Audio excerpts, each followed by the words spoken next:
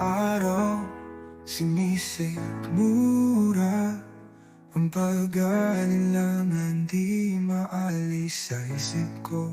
Iniisip ko, ikaw ba talaga o sadyang nalilito lang ako? Laging sinasabi mahal kita, pero bakit ganito?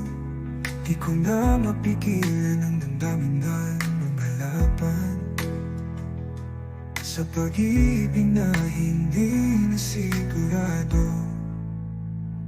Paalam na sa'yo, huwag na magsinungaling pa. Hindi na tama.